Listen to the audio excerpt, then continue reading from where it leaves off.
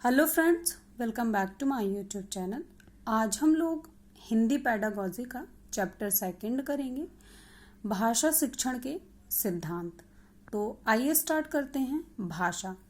भाषा वो साधन है जिसके द्वारा हम अपने विचारों को व्यक्त करते हैं और इसके लिए हम वाचिक ध्वनियों का उपयोग करते हैं। मतलब भाषा एक ऐसा साधन है कि जिसके माध्यम से हम अपने विचारों को दूसरों तक पहुंचा सकते हैं और दूसरों के विचारों को समझ सकते हैं।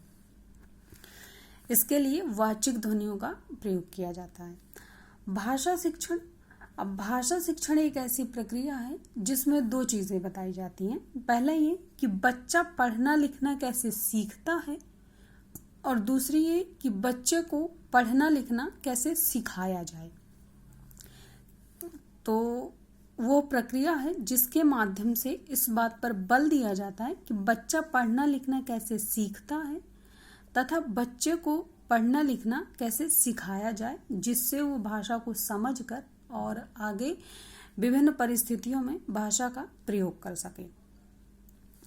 बच्चे की भाषा को समाज की व्यवस्था के अनुरूप ढालने के लिए भाषा शिक्षण की आवश्यकता होती है। तो भाषा शिक्षण की आवश्यकता इसलिए होती है कि बच्चे की जो भाषा हो वो समाज के अनुरूप हो, जिससे बच्चा समाज में अपनी बात आराम से कह सके या अभिव्यक्त कर सके।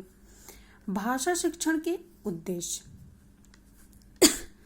वक्ता के कथन को समझने की योग्यता।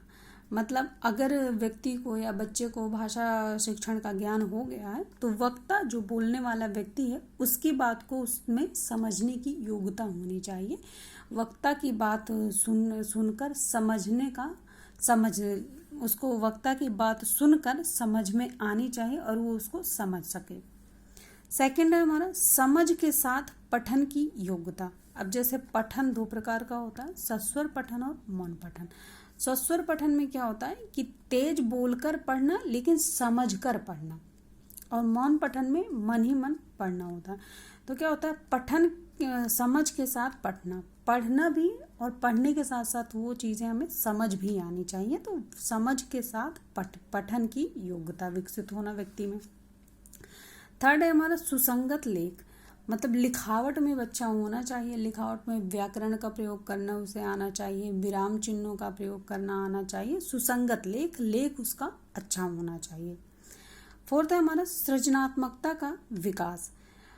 बच्चे में सृजनात्मकता का विकास होना चाहिए। बच्चा भाषा शिक्षण या भाषा कौशल के प्रयोगों में सक्षम होना चाहिए और वो अपनी बात आत्मनिर्भरता से कह सके या समझा सके किसी को। सृजनात्मकता, क्रिएटिव होना चाहिए। फिफ्थ है हमारा सहज अभिव्यक्ति की योग्यता। मतलब कोई भी बात किसी भी व्यक्ति के सामने आराम से कह पाना या उसको समझा पाना, सहज अभिव्यक्ति की क्षमता होनी चाहिए। आगे हमारा भाषा शिक्षण के सिद्धांत। पहला है हमारा अनुबंधन का सिद्धांत। इसमें ये थ्योरी पॉलो ने दी है। उन्होंने कुत्ते पर प्रयोग किया था और अनुबंधन कंडीशनिंग करी थी। तो इसमें क्या होता है, इसमें बच्चे वस्तु को प्रत्यक्ष रूप से देखकर सीखते हैं। मतलब बच्चा तभी सीखेगा जब उसके सामने वस्तु प्रकट होगी। जैसे अगर आप बच्चे को खिलौना बोल रहे हैं तो बच्चे के सामने खिलौना होना चाहिए या बच्चे को खिलौना देना चाहिए, वो तभी जानेगा ये खिलौना है। मूर्त वस्तु से जो शब्दों को जोड़कर जानकारी दी जाती है, मतलब प्रत्यक्ष रूप से शब्दों को जोड़कर जानकारी दी जाती है। बच्चे को आप पानी कहोगे, उसके साथ ही पानी का ग्लास पकड़ाओगे तो शब्दों को जानकारी से जोड़ेगा और फिर सीखेगा। आगे देखते हैं। आगे हमारा अनुकरण का सिद्धांत। अनुकरण का सिद्धांत शर्ली तथा वैलेंटाइन के अनुसार बालक अपने परिजनों तथा साथियों की भाषा का अनुकरण करके सीखता। अनुकरण मतलब देखकर सीखना। बच्चा जब छोटा होता है तो ज़्यादा से ज़्यादा समय उसका परिवार और अपने साथियों के साथ व्यतीत होता है और उसी में वो परिवार के सदस्यों और अपने साथियों की भाषा बोली उनको देखकर, उनका बात व्यवहार क्या कैसा है सब देखकर सीखता है। तो इससे बच्चे की भाषा अशुद्ध भी हो, अगर परिजनों और साथियों की भाषा में कोई दोष है या वो गलत उच्चारण करते हैं तो बच्चे की भाषा में भी दोष होगा और वो गलत उच्चारण करेगा, क्योंकि वो उनको देखकर सीखता है। थर्ड है हमारा अभिप्रेरणा एवं रुचि का सिद्धांत।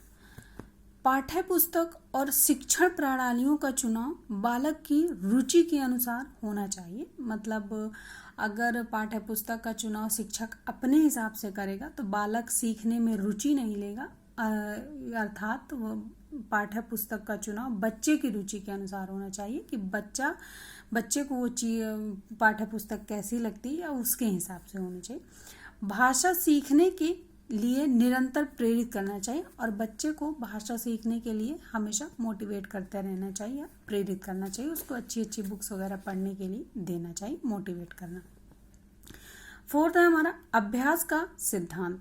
ये सिद्धांत थर्नडाइक का है। थर्नडाइक ने सीखने के जो 3 मुख्य नियम बताए हैं और 5 गौर नियम, तो ये मुख्य नियमों में से एक है अभ्यास का नियम।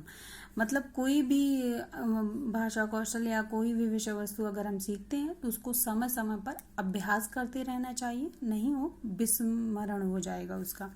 भाषा एक कौशल है और कौशलों में निपुण होने के लिए हमें अभ्यास निरंतर करना चाहिए और इसके द्वारा भाषा के कलात्मक एवं भावात्मक दोनों पक्षों के विकास के लिए अभ्यास आवश्यक है। मतलब भाषा के विकास के लिए अभ्यास आवश्यक है, इसलिए अभ्यास निरंतर समय समय पर करते रहना चाहिए। नेक्स्ट है हमारा चयन का सिद्धांत, चुनाव का सिद्धांत, कि शिक्षक कैसे पढ़ा रहा है बच्चे को, कौन सी विधि का प्रयोग कर रहा है, कौन से सिद्धांतों का प्रयोग कर रहा है, कैसे कर रहा है, चुनाव करना शिक्षक को अच्छे से आना चाहिए। हिंदी भाषा शिक्षण के लिए सही समय पर सही सिद्धांत और पद्धति का चुनाव करना चाहिए। मतलब शिक्षक को सही समय पर सही शिक्षण विधि का और सही सिद्धांत का चुनाव करना आना चाहिए, जिससे बच्चा ज़्यादा से ज़्यादा सीखेगा और बच्चे के लिए सीखना आसान होगा, सरल होगा और वो चीज़ बच्चे के दिमाग में ज़्यादा देर तक टिकेगी। बाल केंद्रिता का सिद्धांत, मतलब इसमें बच्चे को महत्वपूर्ण माना जाएगा, बच्चे को ध्यान में रखकर चीज़ें होंगी। भाषा शिक्षण के समय शिक्षण का केंद्र बिंदु बालक होना चाहिए। मतलब इसमें शिक्षण का केंद्र बिंदु शिक्षक नहीं होगा, बालक होगा। बालक को ध्यान में रखकर शिक्षण कराया जाएगा। शिक्षण में बालक के स्वभाव, क्षमता और रुचि का ध्यान रखना चाहिए। बालक की क्षमता और रुचि का विशेष ध्यान रखना चाहिए कि बालक जो चीज़ें हम बालक को पढ़ा रहे हैं वो बालक के मानसिक स्तर से ऊपर तो नहीं है और बच्चा उसमें रुचि ले रहा है कि नहीं। तो शिक्षण का केंद्र बिंदु जो होता है वो बालक होना चाहिए।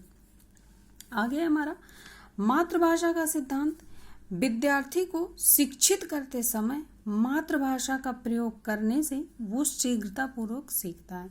जैसा कि सभी जानते हैं कि बच्चा जब छोटा होता है तो वो मातृभाषा में घर में सारी चीज़ें सीखता है, इसलिए स्टार्टिंग में बच्चे को पढ़ाने के लिए या सिखाने के लिए कोई भी चीज़ मातृभाषा ज़्यादा इम्पॉर्टेंट होती है।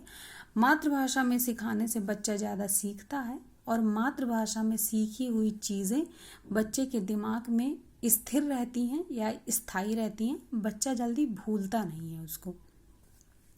आगे हमारा वैयक्तिक भिन्नता का सिद्धांत, जैसे बच्चे स्कूल में होते हैं तो प्रत्येक बच्चा एक दूसरे से भिन्न होता है। कोई पढ़ने में अच्छा होता है, कोई लिखने में अच्छा होता है, कोई ड्राइंग में अच्छा होता है।